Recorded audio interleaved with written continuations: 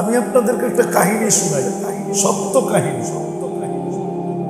Writer নিজে লেখছে, যার সাথে ঘটছে সে নিজে লেখছে। আবু আব্দুল্লাহ জাজুলি রহমতুল্লাহ আলাইহি নামে এক বুজুর্গ ছিলেন মিশরে। ওনার খানদান এখনো আছে। আরব ভূখণ্ডের মশহুর আল্লাহওয়ালা ছিলেন আবু আব্দুল্লাহ জাজুলি। উনি দুরুদের একটা কিতাব লেখছেন, বড় মশহুর কিতাব, দালাইলুল খায়রাত। শুধু দুরুদ, 7 দিনে কোন দিনে কোন দুরুদ পড়বে। আর এটা সবাই পড়তেও পারে না, এটার জন্য এজাজত লাগে। নাইলে আবার খবর আছে আপনার গরম হয়ে যাবে, এটার জন্য এজাজত লাগে। দালাইলুল খায়রাত ওলামারা জানে, কিন্তু ইয়াংরা নাও জানতে পারে। বুইরারা জানে, বুইরারা, ইয়াংরা চিনবে না দালাইলুল খায়রাত। ওটা বুইরারা চিনবে। যান যাত্রাবাড়ির সাইডকে বলেন, হুজুর আমি দালাইলুল খায়রাত পড়ি, তো 3 বার আপনারে দেখবে, দেখে জিজ্ঞেস করবে তোমার এজাজত কে দিছে, তুমি যে দালাইলুল খায়রাত পড়ো। বড় উচ্চাঙ্গের গুরু আবু আব্দুল্লাহ জাজুলি রহমতুল্লাহ আলাইহি একদিন সফরে বাহির হয়েছেন। নামাজের সময় হয়ে গেছে, কিন্তু পানির কোনো সন্ধান পাইতেছেন না, যে উজু করবে কোথায়। তো খুঁজতে খুঁজতে খুঁজতে খুঁজতে বিলকুল নামাজের সময় শর্ট হয়ে আসতেছে। একটা কুয়া পাইছেন বটে, কিন্তু রশিও নাই, বালতিও নাই। কি উনি পাগলের মতো ছুটতেছে, আমি রশি কই পাবো, বালতি কই পাবো, পানি উঠাইতে হবে, উঁচু করতে হবে, নামাজ পড়তে হবে। তো দেখতেছেন পাশেই একটা বাচ্চি ছোট মেয়ে খেলতেছে। তো ডাক দিয়া বলছে, ওই মেয়ে, নামাজের সময় শর্ট হয়ে যেতেছে, তুই আমাকে একটা বালতি আর রশি ঘরের ভিতর থেকে আইনা দে, আমি একটু পানি উঠায় উঁচু করবো। তো মেয়ে জিজ্ঞাসা করতেছে, তোমার নাম কি? আমার নাম আবু আব্দুল্লাহ জাজুলি। শুনতে দেরি, মেয়ে হাসা কুটা কুটা হইতে দেরি হয়। আবু আব্দুল্লাহ জাজুলি রহমতুল্লাহ আলাইহি বলে, তুই হাসিস কেন? বলছে, এত বড় শাইখ, বাচ্চা বাচ্চা যার নাম জানে, পুরা আরব দেশে যার নাম ফাইটা গেছে, তুমি পানির জন্য বালতি আর রশি খোঁজো, এই জন্য হাসতেছি। মনে হয় বোঝেন নাই। এত বড় শাইখ, এত বড় আল্লাহওয়ালা, তুমি খোঁজো পানির রশি আর বালতি, এই জন্য হাসতেছি। আবু আব্দুল্লাহ জাজুলি রহমতুল্লাহ আলাইহি বলতেছে, তুই আমাকে বালতি আর রশির ব্যবস্থা কর, নামাজের ওয়াক্ত যায়। মেয়ে হাত ধরে বলতেছে, চল আমার সাথে চলো। কুয়ার পাশে যে থুতু মেরা দিছে, পানি উছলায় উপরে। আবু আব্দুল্লাহ জাজুলি হাক্কা বাক্কা খায় গেছে। আরে তাড়াতাড়ি উজু করছেন, নামাজ পড়ছেন, ওরা মেয়েরে ধরা বলতেছে, এই মেয়ে, তুই এই বুজুর্গি পাইলি কি থেকে? তুই যে আমারে প্রথম বলছো, সেটা তোর বলা ঠিক আছে, যে তোর ভিতরে এই বুজুর্গি, আর আমি বালতি আর রশি খুঁজতেছি, তুই যে আমাকে নিয়ে হাস্য, ঠিকই আছে, কিন্তু তুই বল এই বুজুর্গি পাইলি করতে। তো বলতেছে আবু আব্দুল্লাহ জাজুলি, আমি বকরি চড়াই, বকরি, আর সারা দিন আল্লাহ রসুলের উপরে দুরূদ পড়ি। সারাদিন আল্লাহ রসুলের উপরে কি পড়ি? দুরূদ। আমার এই বুজুর্গি দিছে। এখন আমার আর রশি বালতি লাগে না, পানি উঠাইতে চাইলে আমি থুতু দেই, পানি উছলায় উপরে আসে। এই জন্যই তোমাকে বলছি যে এত বড় শাইখ, পানি উঠানোর জন্য রশি আর বালতি খোঁজো। একটা বাচ্চার ভিতরে ঘ্রাণ আর রং ছিল। একটা কাহিনী কাহিনী বলতেছি, আপনাকে কয়টা বলবো, কয়টা বলবো আপনাকে। এক জমানা ছিল মুসলমানদের ভিতরে, রঙও ছিল, গ্রাণও ছিল, আর এটাই লক্ষ্য বস্তু প্রত্যেক মুসলমানের ছিল। যুবক হোক, বৃদ্ধ হোক, নারী হোক, পুরুষ হোক, বরং এদের মাধ্যমেই বাচ্চাদের ভিতরে ছড়াইছে। আরেকটা কাহিনী আপনাদেরকে শোনাই। বেলাল রাদিয়াল্লাহু তাআলা আনহু যখন স্বপ্নে দেখার পরে মদিনা মুনাওয়ারায় আসছেন, আল্লাহ রাসূল যখন স্বপ্নে বলছে, বেলাল মদিনা কেন ছেড়ে দিলা, সিরিয়ার রাজধানী দামেস্কে কেন চলে গেলা, আমাদের সাক্ষাতে কেন আসো না? ফাজাইলের কিতাবে আছে। তো উনি যখন আসছে তো সবাই আজানের জন্য বলছে, কিন্তু উনি কারো কথায় রাজি হন না। কেন? আমার পক্ষে আজান দেওয়া সম্ভব না। কেন? আজান তো যখন দিতাম তখন আল্লাহ রসুল সামনে থাকতেন, রাসূলুল্লাহ সাল্লাল্লাহু আলাইহি ওয়াসাল্লাম সামনে থাকতেন, আর আমি দেখা দেখা বলতাম আশহাদু আন্না মুহাম্মাদার রাসূলুল্লাহ। এখন কি দেখা বলবো? আজান দিতে পারবো না। তো মদিনাবাসী ভাবছে আমরা বললে কাজ হবে না, দেখি হাসান হোসাইন বললে হয় কিনা। তো সবাই হাসান হোসাইন রাদিয়াল্লাহু তাআলা আনহুর কাছে গেছেন, যে বলছেন আপনারা দুইজন বললে মনে হয় বেলাল রাজি হবে। তো দুইজন আইসা বলতেছে, চাচা বেলাল। তো বলছে কি হিসে? বলছে একটা আজান শুনায় দাও না, এক ওয়াক্তের আজান দাও। তো বলছে সবাইরে ফেরত দিছি, তোমাদের দুইজনকে ফেরত দিতে পারবো না। কেন? তোমাদের ফেরত দেওয়া মানে রাসূলুল্লাহকেই ফেরত দেওয়া। কেন? আমার চেয়ে বেশি তো কেউ জানে না তোমাদেরকে রাসূলুল্লাহ সাল্লাল্লাহু আলাইহি ওয়াসাল্লাম কত ভালোবাসতেন, কেমন কলিজার টুকরা তোমরা ছিলা। তো যখন আজান দিতেছিলেন তো পুরো মদিনা মুনাওয়ারা কান্নার রোল চলতেছিল। নারী কাঁদতে ছিল, পুরুষ কাঁদতে ছিল, যুবক কাঁদতে ছিল, বৃদ্ধ কাঁদতে ছিল। ওই অতীত জমানার কথা মনে হচ্ছে, আল্লাহ রসুলের জমানা। তো বাচ্চা মার কোলের ভিতরে বসে আছে, মার কান্না দেখা জিজ্ঞাসা করতেছে, মা ও মা কাঁদিস কেন? তো বলছে ওই যে বেলাল চলে আসছে, আজানের ধ্বনি আসতেছে। আল্লাহ রসুলের জমানায় যখন বেলাল আজান দিত, ওই দৃশ্য আমাদের চোখের সামনে ভাসতেছে, ওই দৃশ্যের কারণে কাঁদতেছি। ছেলে বলতেছে, মা বেলাল তো আসলো, আজান তো হইলো, তোমাদের দিল ঠান্ডা তো হইলো, কিন্তু আমাকে বলো আমাদের রসুল কবে আসবে আর আমরা রসুলকে কবে দেখব? আমরা বাচ্চারা রসুলকে কবে দেখব? রাসূলুল্লাহ সাল্লাল্লাহু আলাইহি ওয়াসাল্লামকে আমরা কবে দেখব? তো যখন মুসলমানের এক শ্রেণীর ভিতরে প্রত্যেক যুবক যুবতী, নারী পুরুষ, এদের ভিতরে যখন যে দুটা বলতেছিলাম, যেটা একমাত্র উদ্দেশ্য ছিল রং আর গ্রাণ, ইসলামের রং, ইসলামের গ্রাণ, এটাই প্রত্যেক মুসলমানের লক্ষ্যবস্তু ছিল।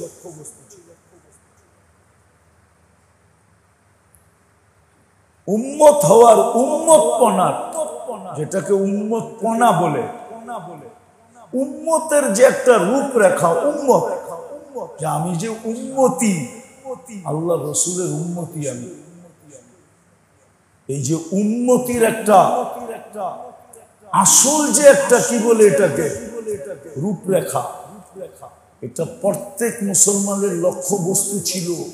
কসম খোদা, বললাম না যে আমাদের সামনে মডেল কারা, কারা মডেল আমাদের সামনে, পশ্চিমারা আমাদের সামনে মডেল।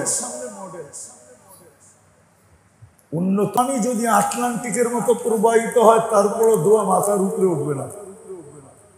এ তো কয়েক ফোঁটা পড়ে। তোমার চোখ যদি আটলান্টিকের মতো প্রবাহিত হয়, তারপরে দোয়া মাথার উপরে উঠবে না, কারণ তুমি গাদ্দারি করতেছো মুহাম্মদুর রাসূলুল্লাহ সাল্লাল্লাহু আলাইহি ওয়াসাল্লামের সাথে। ওনার সাথে গাদ্দারি আর চাও দোয়া কবুল হোক। এক সময় মেরে দোস্ত, খোদার কসম, আমার কথা মানে কাজে দিবে, নাহলে কাজে দিবে না, কবরে চলে যাব। পিছে যারা রেখা যাব ওরা আমাদেরটাই লুটা পুটা খাবে, আপনি যা রেখা যাবেন ওটাই খাবে।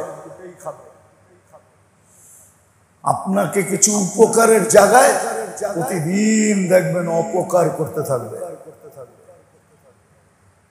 ওদের অপকর্মের ভোগ আপনাকে ভুগতে হবে, কবরে বসা ভুগতে হবে। কিয়ামতের দিন তো ভুগবেনই, কেননা কোরআনই তো সত্য। প্রত্যেক সন্তান, প্রত্যেক বড়, হাদিসে তো সুস্পষ্ট আছে, বাইঙ্গা আছে বুখারী শরীফে। আপনি কতটুকু দায়িত্বশীল, কতটুকু দায়িত্ব আপনি। প্রত্যেক অভিভাবককে তার নিচের লোকেরা এই কথা বলবে, রব্বানা ইন্নানা আতানা সাদাতানা ওয়া কুবারানা فأضلنا السبيل ربنا آتيهم ضعفين من العذاب والعنهم لعنا كبيرا। সন্তান মা বাবাকে লাথি মাইরা তারপরে দুজকে যাবে, আগে ফালাবে, নিজের চোখে দেখবে, মনটা শান্ত একটু হবে, তারপরে নিজে দুজকে যাবে। এক মহিলা 4 জনকে জাহান্নামে নিয়ে যাবে, 4 জনকে। বাবা মা স্বামী বড় ভাই 4 জনকে নিয়ে যাবে। কেননা পুরস্কারও তো এরকম, পুরস্কারটাও তো এরকম। আল্লাহ রসুলকে একজন এসে বলছে, ইয়া রাসূলুল্লাহ আমার 3 মেয়ে। বলছে যদি সঠিক শিক্ষা দিতে পারো আর সঠিক পাত্রে দিতে পারো, দিনদার বানাইতে পারো আর দিনদারের কাছে উঠাইয়া দিতে পারো, তাহলে তোমার জন্য জান্নাত লিখে দিবে। আরেকজন পাশের থেকে বলছে, ইয়া রাসূলুল্লাহ আমার তো 2টা, তোমার জন্য। আরেকজন পাশের থেকে বলছে, ইয়া রাসূলুল্লাহ আমার তো 1টা, তোমার জন্য। আরেকজন বলছে আমার তো 1টাও নাই, নেই। আল্লাহ রসুল জিজ্ঞাসা করছে বোন আছে? বলছে বোন আছে।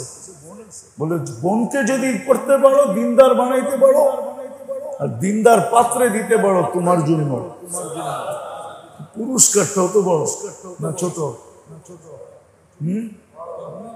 বড় না ছোট?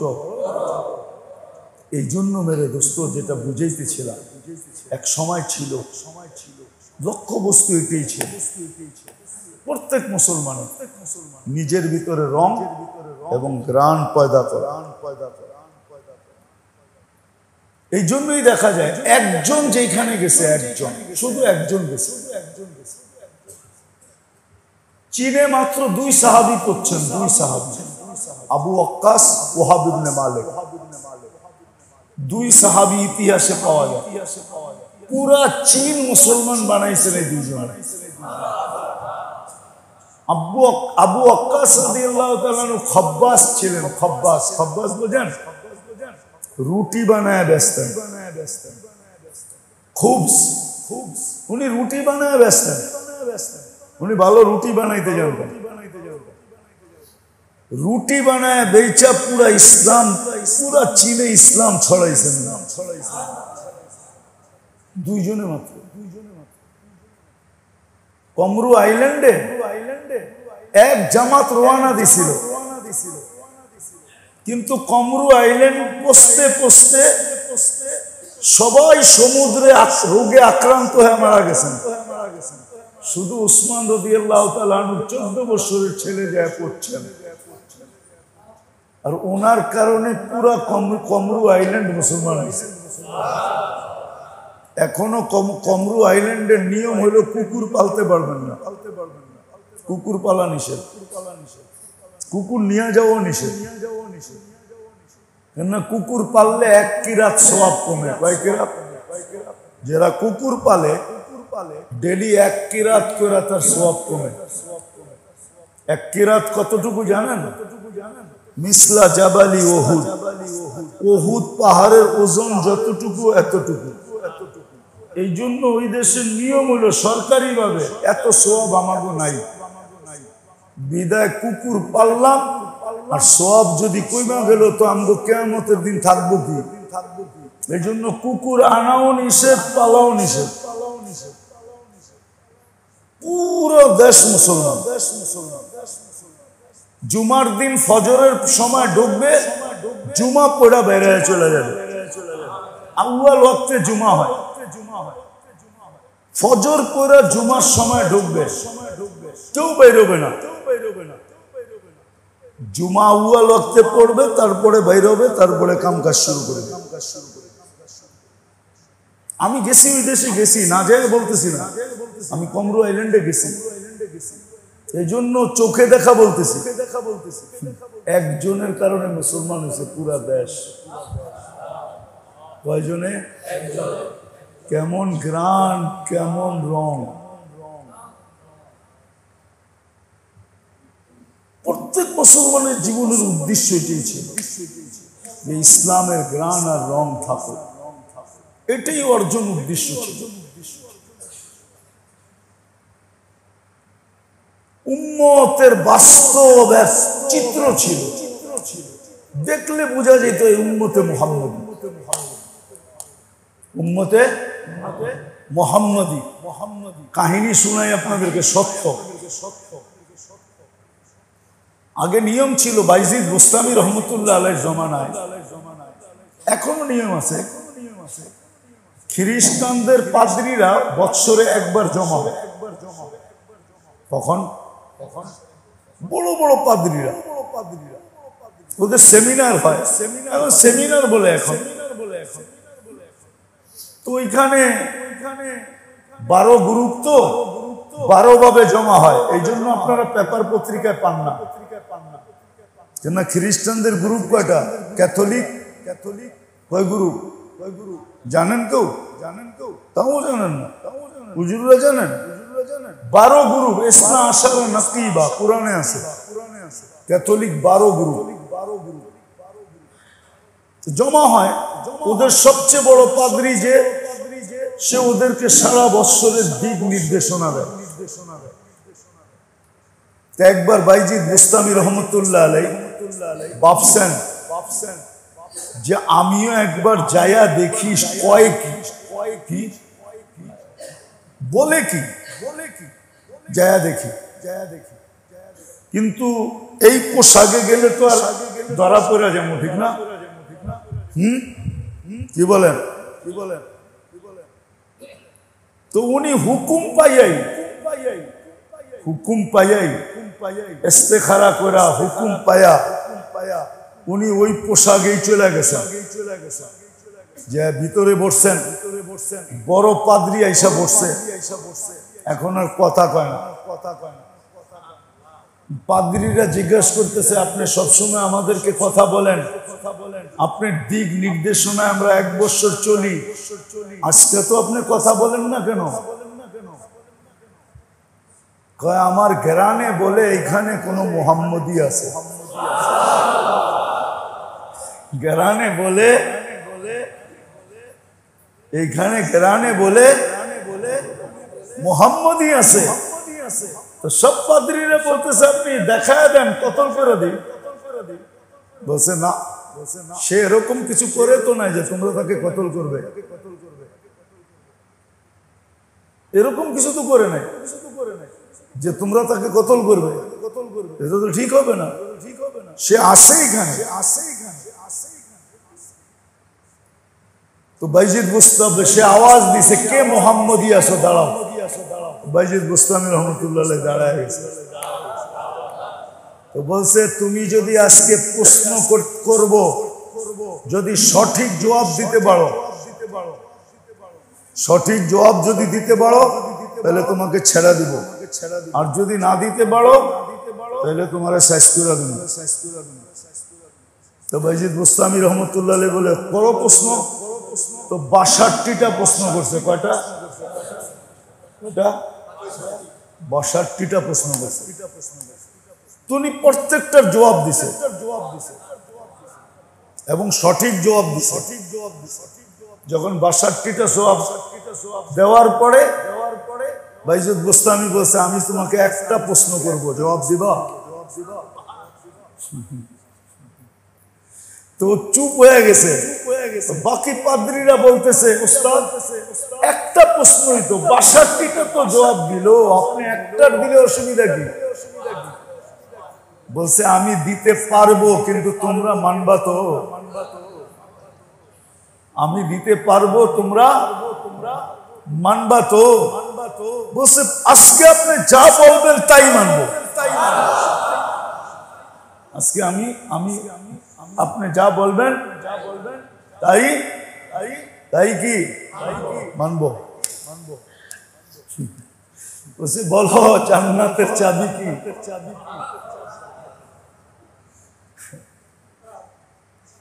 তো পাদ্রী বইলা উঠছে, লা ইলাহা ইল্লাল্লাহ মুহাম্মাদুর। এক বৈঠকে 5 লক্ষ পাদ্রী খ্রিস্টান মুসলমান হয়েছে, এক বৈঠক। 62টা শুনানোর এখন আমার সময় নেই, আবার কখনো মনে উঠলে শোনায় মনে। হ্যাঁ, প্রশ্ন এরকম, জবাব সব দিছে। এক সময় মুহাম্মাদি, আমরা যে উম্মতে মুহাম্মাদি, উম্মতে মুহাম্মাদি আমরা, খোদার কসম, না রং আছে, না ঘ্রাণ আছে, না উম্মতে মুহাম্মাদির পরিচয় আছে। শুধু মুখে বলে আমি নবীর উম্মত, শুধু বাস্তব কোনো পরিচয় নেই, বাস্তব কোনো পরিচয় নেই। জানতেও চেষ্টা করে না যে আমার মুহাম্মদী হওয়ার বাস্তব পরিচয় কি। তো যেই কথাগুলো বলতেছিলাম, যে এক সময় এটা প্রত্যেক মুসলমানের লক্ষ্যবস্তু ছিল, কিন্তু আফসোস আজকে মুসলমান মডেল বানাইছে কাকে? এক সময় ছিল সারা দুনিয়া মুসলমানকে মডেল মানত, সারা দুনিয়া মুসলমানকে কি মানত? মডেল। একজন হইল পুরো দেশ তাকে মডেল মানত। আপনি ইতিহাসের পাতা উঠান, আমাদেরকে তো ইতিহাস ভুলে দেওয়া হয়েছে, যার কারণে আজকে মুসলমান মডেল বানাইছে ওদেরকে, বিজাতিদেরকে, উন্নত বিশ্ব আলাদেরকে, পশ্চিমা আলাদেরকে মডেল বানাইছে। আর এটার নাম দিছে কি? এটাই বলে সভ্যতা, এটার নামই আধুনিকতা, এটার নামই বলে স্মার্ট হওয়া।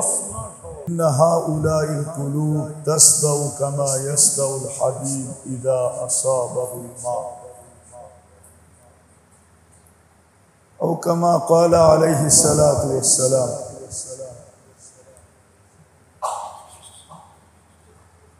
मेरे अजीजों, मेरे दोस्तों, मेरे भाइयों,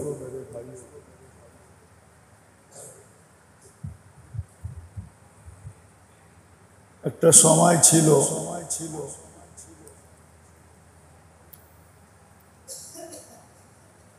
মুসলমান বা উম্মতে মুহাম্মাদি, আমরা যারা উম্মতে মুহাম্মাদি নিজেকে দাবি করি এবং রাসূলুল্লাহ সাল্লাল্লাহু আলাইহি ওয়াসাল্লামের শাফাতেরও আকাঙ্ক্ষা রাখি, ওনার ঝান্ডার নিচে কিয়ামতের দিন একত্রিত হতেও চাই,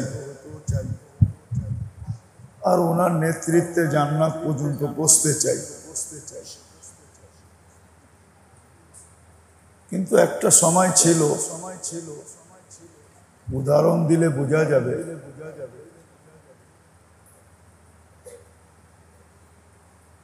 ফুল ফুল হইলেই হয় না,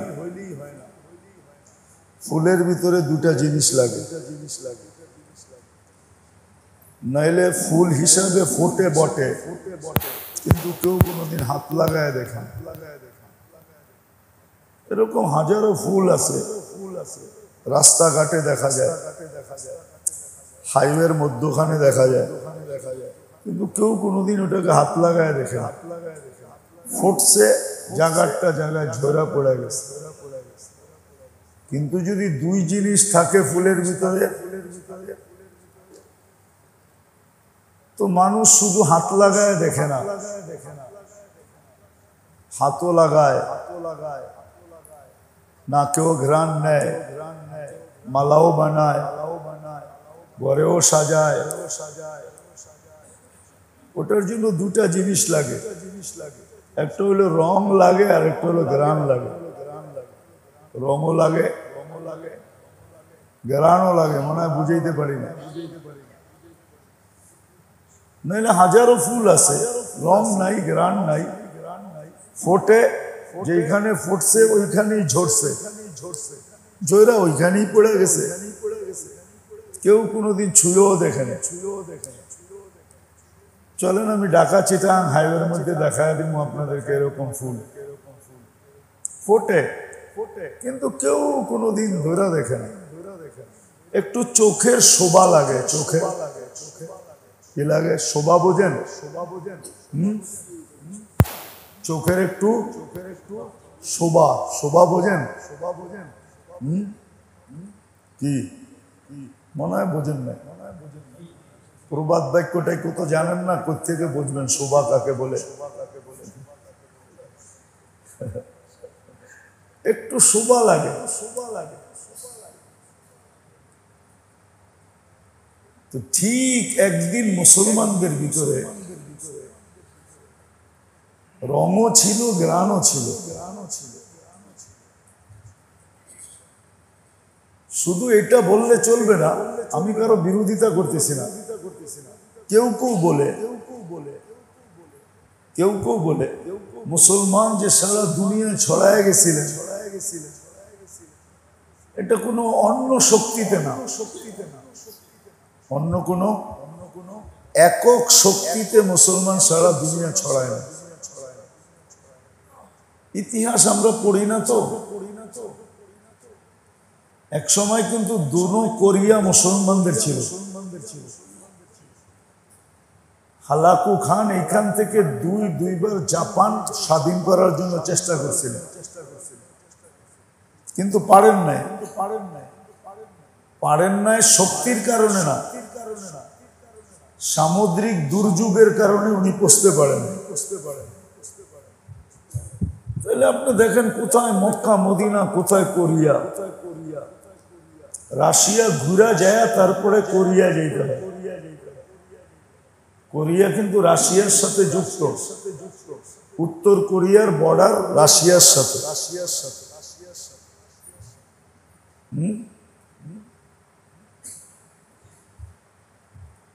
আর এই মোগলরা, হালাকু খান, এরা কিন্তু মঙ্গোলিয়ার লোক। সাহাবারা মঙ্গোলিয়া পর্যন্ত পড়ছে।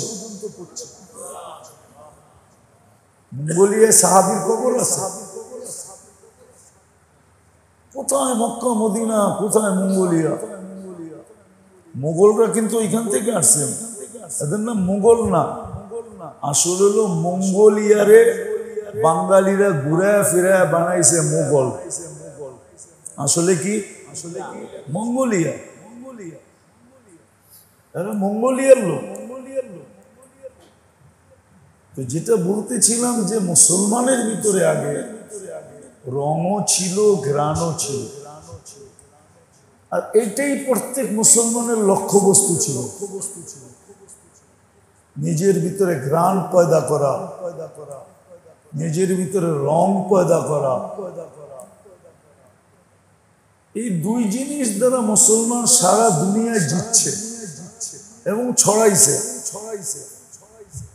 কেননা মানুষের ভিতরে একটা স্বভাব আছে, দুর্গন্ধ দেখলে নাক চাইপা ধরে, সুঘ্রাণ পাইলে আরো বেশি প্রফুল্লার সাথে নিতে চায়। ঠিক না? কি বলেন? কালার যদি দেখে না, কালার ভালো হয় তো বুড়া মানুষও 3 বার চায়। মনে হয় বোঝেন না, ইশারা মিশারা বোঝেন না।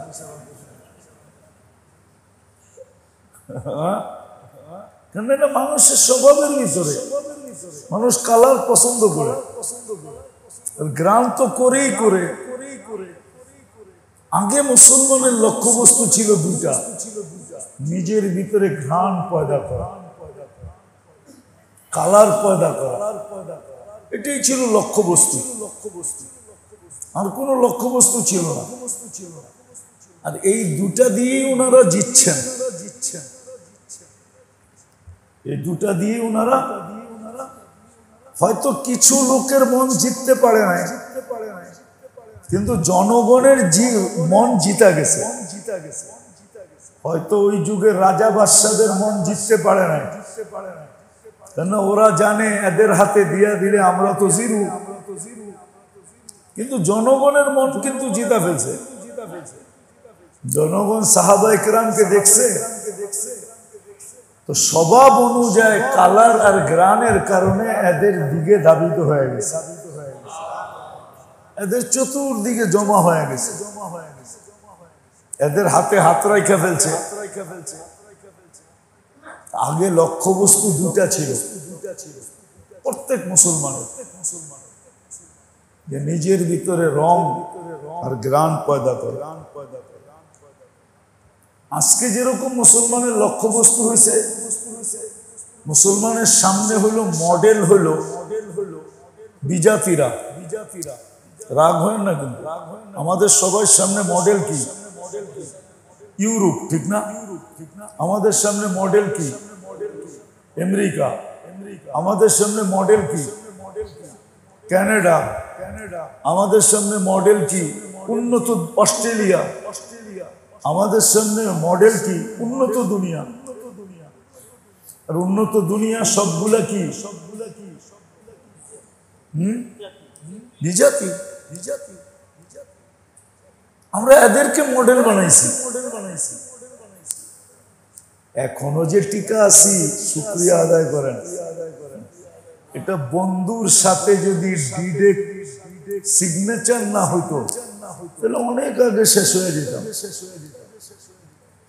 মুহাম্মদুর রাসূলুল্লাহ সাল্লাল্লাহু আলাইহি ওয়াসাল্লামের সাথে ডিড হয়েছে, আল্লাহর ডিড, অঙ্গীকারে আবদ্ধ হয়েছে যে আপনার উম্মতকে আমি সমূলে অন্য অন্য উম্মতের মতো ধ্বংস করব না, না, না।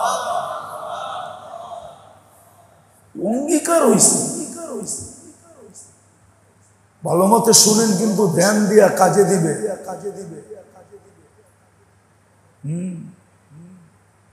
নাহলে আপনি আপনার দুশ্মন হবেন। আমরা কিন্তু সবাই সবার নিজের দুশ্মন।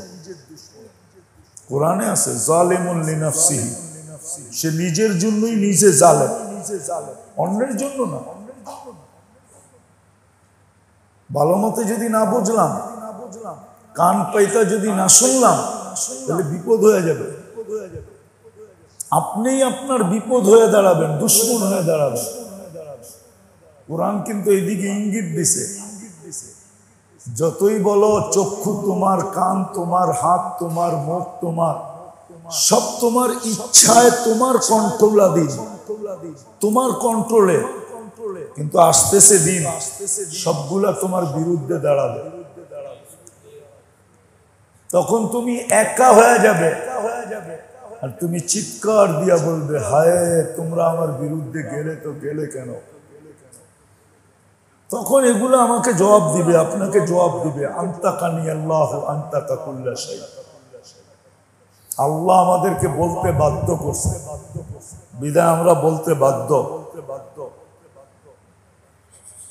ওই দিন আমার আফসোস হবে। তো যেটা বুঝাইতেছিলাম, একটা সময় ছিল প্রত্যেক মুসলমান উম্মতে মুহাম্মাদির লক্ষ্যবস্তু দুটা ছিল, নিজের ভিতরে ঘ্রাণ পয়দা করা, আর নিজের ভিতরে কি রং পয়দা করা। একটা হলো ঘ্রাণ, আর একটা হলো কি রং। সারা দুনিয়ায় মুসলমান জিতছেন এই দুটা দিয়া। আসল জিনিস এই দুটা ছিল। আমি বিরোধিতা করতেছি না, যদিও অনেকে বলে, সবাই বলে এটা ছিল, কিন্তু এটা উদ্দেশ্য ছিল না, মেইন ছিল না, মেইন ছিল না, অপারেশন মেইন ছিল না, তরবারি মেইন ছিল না, যুদ্ধটা মেইন ছিল না, এটা ছিল। এটা অস্বীকার করতেছি না যে যুদ্ধে জিতছেন, যুদ্ধ করে জিতছেন, কিন্তু এটা ছিল। কিন্তু আসল সারা দুনিয়া ইসলাম ছড়াইছে। আমি আপনাকে দেখাই, কোন আলেম বলবে বাংলাদেশে ইসলাম যুদ্ধে ছড়াইছে? কোন হুজুর বলতে পারবো? তাইলে এটা অশ্রী জমিন, ওসর দিতে হবে, ফসলের 10 ভাগের 1 ভাগ দিতে হবে। কোন হুজুর তো এটারে অশ্রী জমিন বলে না। কি বলেন আপনারা?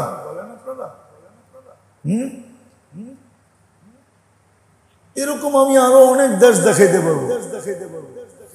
বাংলাদেশে তো ইসলাম আসছে সাহাবাদের চেহারা দেখা।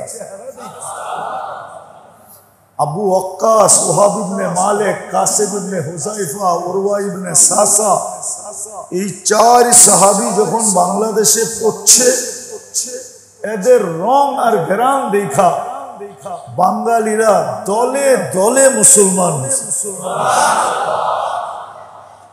যদিও আপনি বলেন